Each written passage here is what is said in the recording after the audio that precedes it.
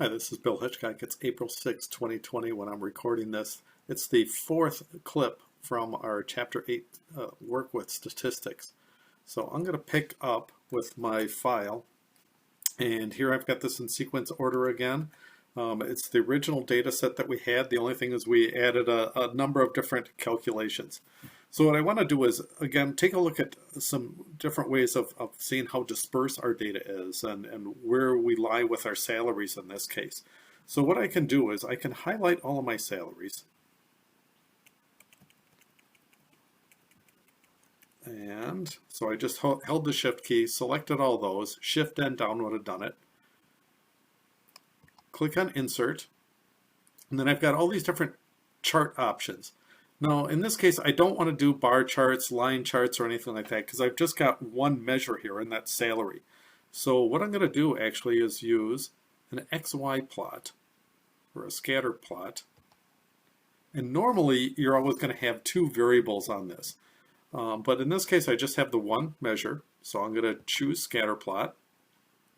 And it throws this onto my spreadsheet way up at the top. That's because I had freeze panes put on here. So what I want to do is I want to move this chart location. And I'm going to click New Sheet. And I'm going to call this my salary plot. And hit OK. And there it is. All right, so it just gives you an idea about by salary. Here's how many items we had of some of our different ones. So kind of starting at here was employee number 1, employee number 2, employee number 3. The bottom row here is just the record number, if you will. So, if that helps, let's go up to Add Chart Location. Let's add in an Access Title and put in the primary horizontal, and that's just our record number. And on the left-hand side, the access title, primary vertical, we can say that this is our salary in dollars, for instance. And I guess really, for the most part, you can see the data is fairly dispersed. It's kind of spread all over the place. So another thing that is sometimes helpful to add to this is I'm going to insert, or maybe I can put this off to the side. It really doesn't matter where I put it, just because I'm going to be copying this in. So I'm going to take one of my field names and just copy that over here. And I want to get the average salary plotted in here. And to get the average salary, I've already got it computed. So I'm going to type in an equal sign. Come over to the salaries, hit end and down, get all the way down here. There's the average salary. It's in cell D56. Now I want to do that for every single one of my records. So I'm going to hit Function F4. Gives me the average salary. And then I can just copy this all the way down for all of my records. So I'll double click on the fill handle here. Give me a minute. And there you go. You got the 52,426 copied in. So I've got that. Before I mess things up, let's save this file and let's hit Shift, End, and down.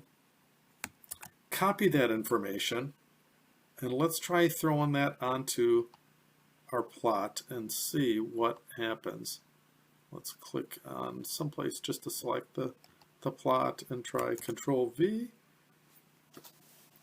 Control V is the same as paste. And there I go. I've got a line that shows you this is the average salary. So you can see all those records that are above the average, all those that are below. I suppose somebody could try to count up how many are above, how many are below. And we could probably do the same thing too. We could do a count function to count up how many employees are above or below that salary, just to get some idea with that. All right. So, little tricks like that to help you with taking a look at dispersion. Something else that can change this chart to make it a little bit more readable is let's take our salaries and let's sort them in order. So if I go to Home and here's Sort and Filter, and let's sort this smallest to largest. And now when we take a look at that salary plot,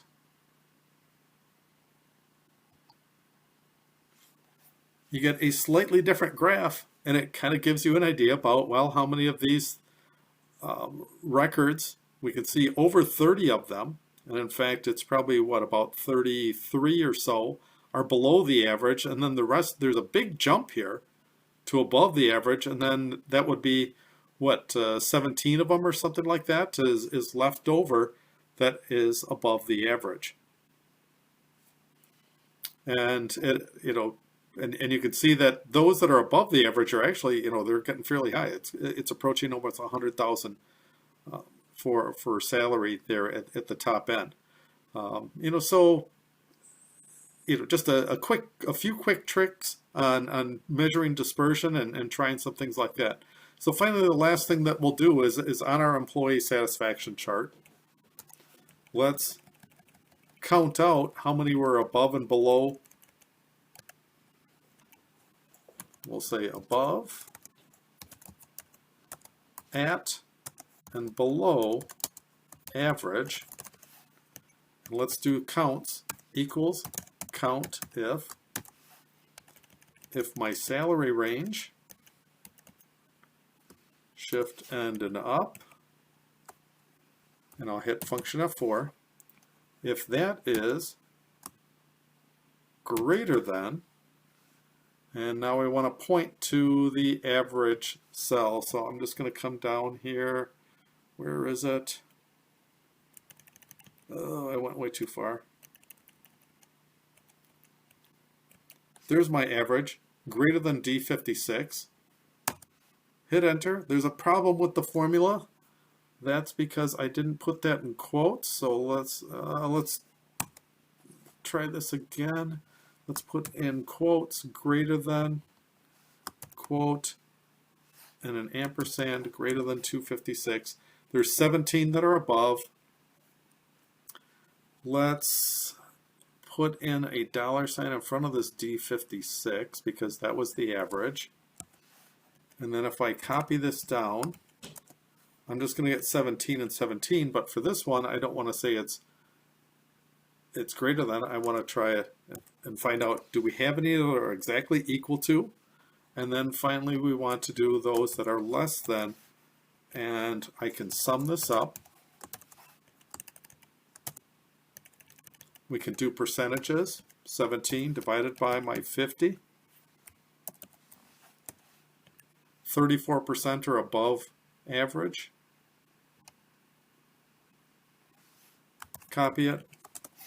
0 are exactly at average, and 66% are below average.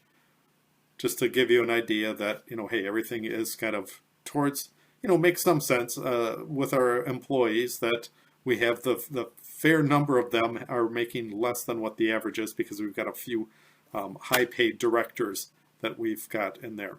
So, other ways of looking at your data, I think that that's a fairly slick trick to helping with the dispersion and so on. Probably a little bit more understandable than trying to show people kurtosis and skewness and quartiles and so on. This is a nice way of kind of quickly showing, here's our employees and here's where they're getting paid. So hope that helps you, and we'll try something out like this with another data set later.